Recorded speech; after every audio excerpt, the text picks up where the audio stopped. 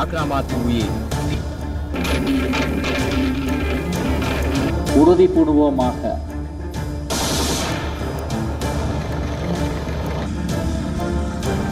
ශ්‍රී ලංකාව බිහි කර තිබෙන ඓතිහාසික අවස්ථාවක්. आदि जनराज्ये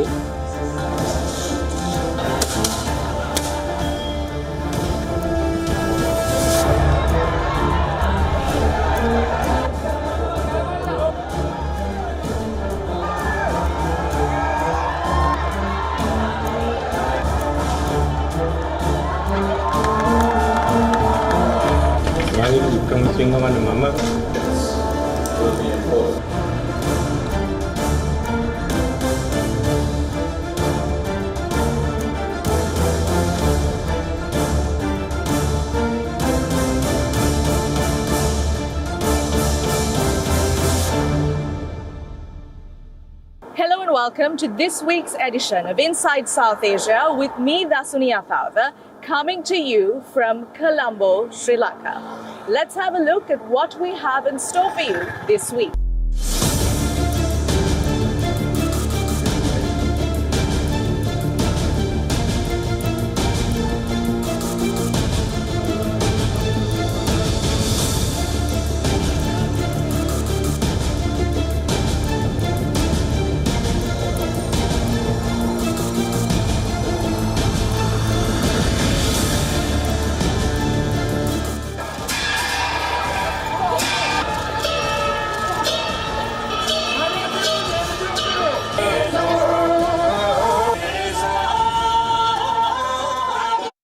The stage is set and all eyes are on Sri Lanka in what would be the country's most important presidential election in the island nation's history. The outcome is undoubtedly going to set the tone and tenor into what the country can expect in the next 5 years. Life-changing recovery and stability is what the citizens expect following this landmark election. And that is why it is our top story this week, the curtain raiser that is all set to happen in Sri Lanka.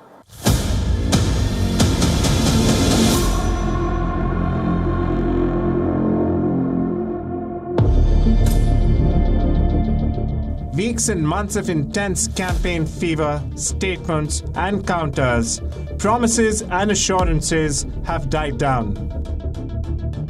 It's over now to the voter for the ballot on Saturday, the 21st of September. The stakes and importance of the outcome couldn't get bigger. There's incumbent Ranil Wickremesinghe, who is contesting as an independent. Opposition leader Sajith Premadasa from the SJB. And then there's Anurag Kumara Desayanke of the left-leaning National People's Power Coalition. A fourth contender, Namal Rajapaksa, the son of former President Mahinda Rajapaksa from the SLPP, is a name to reckon with.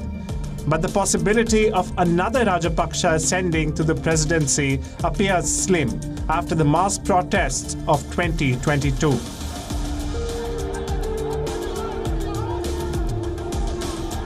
The impact stays with the people, with livelihoods and life's basic needs frequently at stake.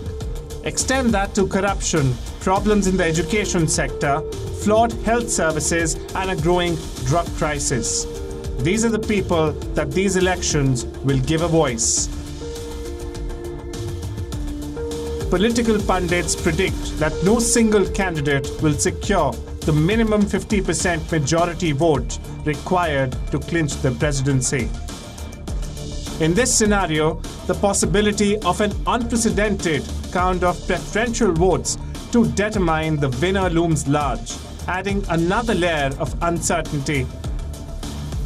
Whatever party comes in, the challenges are still the same. And if they don't deliver on those areas, then there is that cautious optimism might turn into pessimism and worries 3-4 years down the line whether our debt sustainability is really holding and whether we need to relook at that again.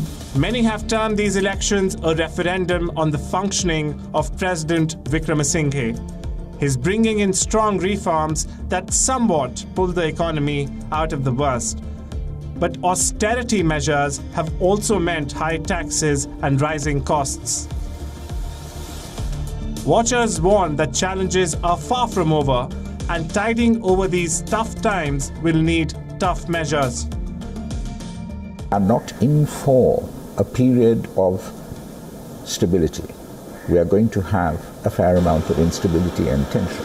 I think that perhaps some of the political parties will come down very strongly in terms of human rights violations, using of PTA, using of Online Safety Act, using of draconian laws to keep the population under control. And that will only nurture further violence down the line.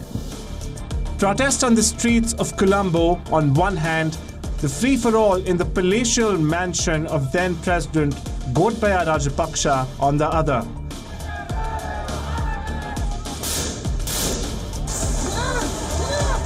The elections on Saturday will mark the voice of the people, having come a full 360 degrees from there, pinning high hopes and stability and a return to a forward momentum. On to Pakistan. There has been some political drama brewing over the Pakistan's government's attempt to give the political executive more power over the country's judiciary. This has now resulted in a numbers game that brings back the age-old flashpoint between the Shehbaz Sharif government and the opposition led by Imran Khan. Here's more.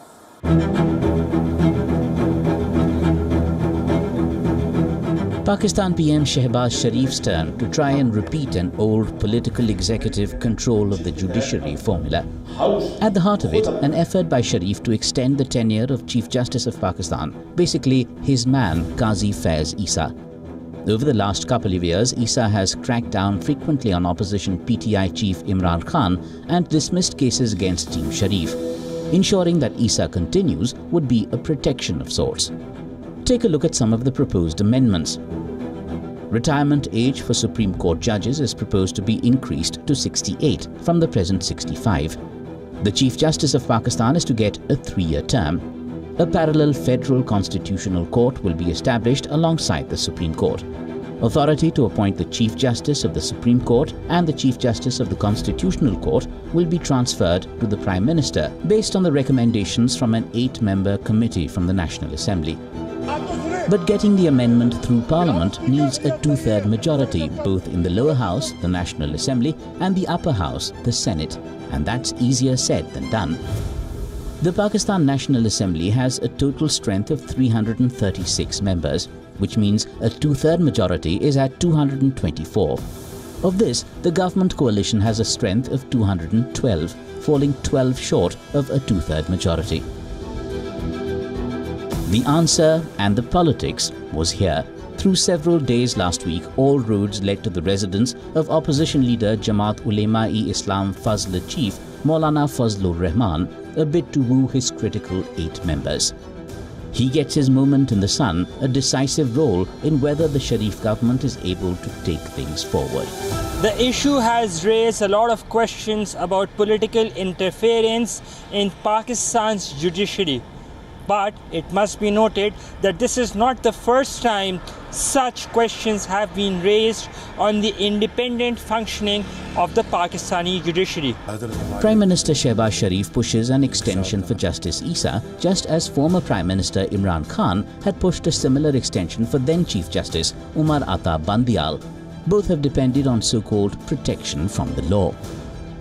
Imran Khan meanwhile pushes for his man Syed Mansoor Ali Shah, also called Smash. Smash is Justice Issa's successor, who is known to favour the cricketer turned politician. Imran obviously wants Issa out and Smash in. Because in Pakistan, independence of the judiciary has always been a non-starter, as successive governments look to use the judiciary as proverbial protective armour against the law. Jammu and Kashmir recorded 59% of voter turnout in the first phase of the assembly elections. This is the first assembly election in 10 years and the first since the abrogation of Article 370. Here's what voters had to say after casting their votes.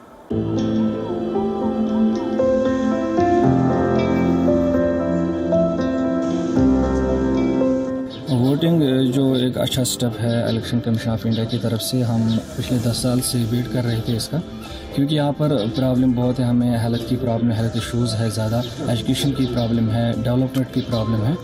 तो इससे क्या होगा कि हम एक अच्छा representative चुन सकते हैं, जो हमारी जो ये सियासत है, या हमारी घरों तक आनी चाहिए, हम फ्रीली वोट करने चाहिए। आई थिंक वोट करना हर किसी का राइट है और अच्छी अपॉर्चुनिटी, अगर 10 साल के बाद लोगों को अपॉर्चुनिटी मिल रही है एक इलेक्टेड बॉडी और इलेक्टेड रिप्रेजेंटेटिव को सिलेक्ट करने का, जो कल आपकी बातों को सुने, जो कल आपके मसाइलों को सुने, जो कल आपको हेल्प करे, जो नॉट आपको हेल्प करे, जो स्टेट को ऑल्सो हेल्प करे आगे जाने में। I think it's a good moment, good opportunity. जो हमारा जो आर्टिकल था एब्रोगेशन के बाद जो पहली बार इलेक्शन हो रहे हैं, असेंबली इलेक्शन, और लोगों को उम्मीद है कि कश्मीर में जो बहुत सारे मसाइल है, सबसे बड़ा मसाइल जो है बेरोज़गारी का मसला है।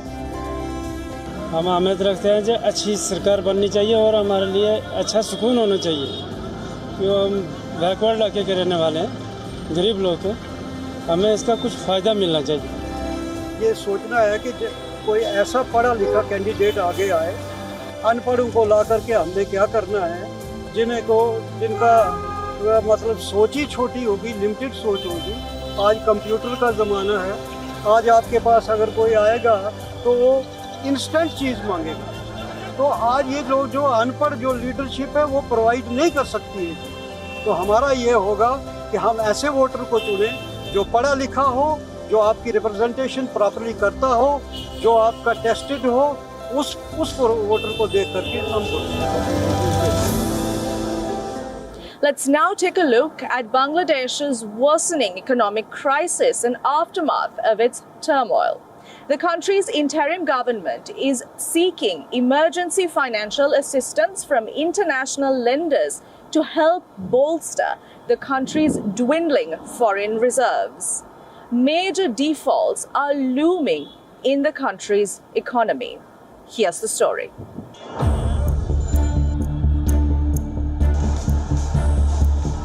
First, let's look at the cost of the violent political protests in Bangladesh. The country faces economic losses of $10 billion and counting as a result of the greatest political violence Bangladesh has ever seen. This will be a devastating blow to the country's efforts to strengthen dwindling currency reserves. According to Javed Akhtar, president of the Foreign Investors Chamber of Commerce and Industry, the curfews and internet shutdown imposed to suppress a violent student protest are anticipated to cost over $10 billion, higher than the initial assessment. That total economic cost is only a small portion of the 455 billion GDP. However, it puts Bangladesh in a dangerous position as the country's foreign exchange reserves continue to decline. Akhtar said while the country is slowly recovering with limited online and physical connectivity, full operations are yet to come back, and we are at best 50% of the economic potential. Bangladesh is seeking $5 billion from major international lenders, including the International Monetary Fund, to help rebuild its foreign exchange reserves. Muhammad Yunus, the head of the interim government, made this announcement in his recent address. On your screen is the breakdown for the $5 billion aid requested by Bangladesh from the foreign lenders. The government sought $3 billion in loans from the IMF, $1 billion from the World Bank, and $1 billion from the Japan International Cooperation Agency. The worst hit by the political unrest is the garments industry, which was its largest contributor to forex reserves. The unrest resulted in significant production halts. Factories like Urmi Garments reported a loss of approximately $107,000 in production, contributing to an overall loss of $2.2 million across multiple units. During this ongoing movement, the factories were fully closed for 6 days. We faced huge loss in these days. We lost 228,000 pieces of production and $107,000 in this factory alone. During this moment in clashes, our factory was closed and lost a lot of money. We went out of work, sitting idle at home. We were scared. We are poor people depending on daily wage and overtime. If we sit at home, how can we run our families? Separately, Dhaka's political shift is weighing on travel from and to India. Media reports show a noticeable and significant drop in passenger travel along the once bustling train, bus and aviation lines between Bangladesh and India since the recent political transition in Dhaka. Stakeholders on both sides are worried about how this decline in tourism may affect trade between Dhaka and Delhi. According to the Bangladesh Railway, the Ports Authority and the Civil Aviation Authority of Bangladesh (CAAB), there's been a marked decline in the number of passengers. The number of flights departing from Dhaka for big Indian cities like Delhi, Kolkata and Mumbai has reportedly fallen by 60 to 70%. For now, the country is grappling with a deepening financial crisis, and the new administration needs to focus on bringing the economy out of its current mess. Job opportunities in Afghanistan is in its lowest ebb and the desperation is visible. The youth of the country are resorting to various odd jobs in hazardous situations that virtually go nowhere. The country's employment opportunities have virtually collapsed under the Taliban regime.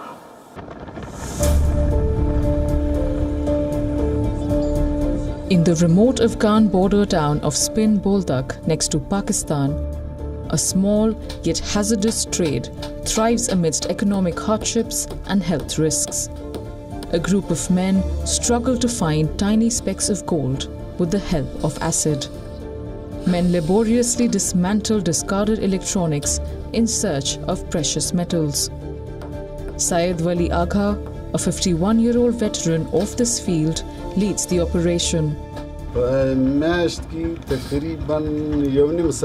We extract around 150 grams of gold, but we don't extract copper. Some other people here extract the copper and ship it to Pakistan or to a big factory in Herat, where they extract it. The trade of recycling gold returned under the Taliban when acid was made available again. It used to separate the valuable metal from other materials. In one of the poorest countries in the world, buying and selling of gold is still a thriving business. Afghans buy gold, make jewelry from it and wear it. If they need it, they come back and sell their gold. Throughout Afghanistan, particularly in Kandahar, I can say with certainty that apart from gold, there is nothing else of monetary value. However, uncertainty looms for these men as modern electronics built with cheaper materials have made it to the market. This sector is not expected to grow. The new electronic devices are more durable and they don't contain gold. I don't think this business will develop any further and will disappear eventually. Just 100 kilometers away in the bustling city of Kandahar, the gold arrives at the local jewelry market. A multi-storied building houses several workshops where artisans like Mohammad Yasin refine the gold using blowtorches and terracotta dishes. However, Yasin has noticed a sharp decline in the amount of gold coming in from Spin Boldak, now receiving only 30 to 40 grams each week. Japanese electronic products such as remote controls, televisions, laptops and mobile phones contain gold, but Chinese electronic products do not contain as much. As you know, Japanese electronic products are decreasing day by day in the markets, and Chinese electronic products that are increasing in the markets contain less or no gold, which is why the quantity of gold from Spin Boldak is decreasing. It is possible that only 30 to 40 grams a week are reaching the market here. Many Afghans are forced to take up odd jobs like these to make ends meet. From street vending to selling used goods, Afghans are doing whatever they can to survive. The economy of the war-torn country has faced numerous challenges over the past few decades. Afghanistan's already fragile economy has crumbled further after the Taliban takeover in 2021, plunging millions into poverty. According to the United Nations Development Programme, 85% of the population in Afghanistan is living below the poverty line. The Taliban regime's ban on the employment of women personnel in civil society organizations has only made things worse. Inflation continues to soar, making basic necessities unaffordable for most. Food insecurity and malnutrition are on the rise, with children the hardest hit. On the other side, an opportunity for millions of Afghans remains untapped.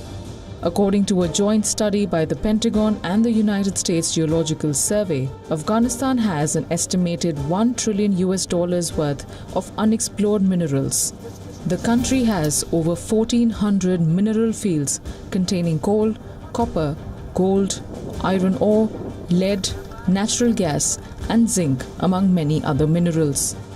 These resources could transform its economic prospects if ever developed. But with the present conditions prevailing in Afghanistan, that remains a distant dream. And that's all we have on our show for you this week. Before we leave, take a look at this colorful festival in the Kingdom of Bhutan that celebrates the lineage of Tibetan Buddhism in the country. For the WION team, I'm Dasuni Athauda, and I will see you next week.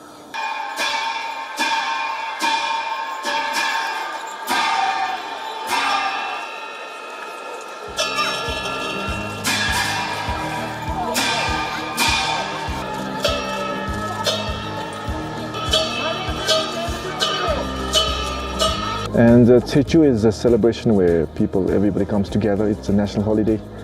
It's a huge display of Bhutanese culture and tradition. We get to see some sacred marks dance, Bhutanese dance, singing, music, everything there. And the people gather here with their families. They take out the best dress out of the wardrobe.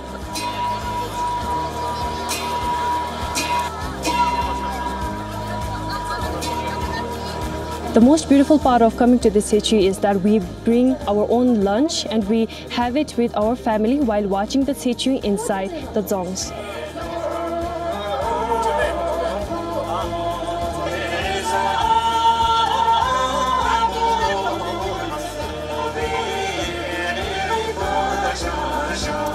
We're visiting Bhutan for the first time, and we were drawn to Bhutan for its country and its culture and its beauty. And mainly we heard that Bhutan was the happiest place on earth.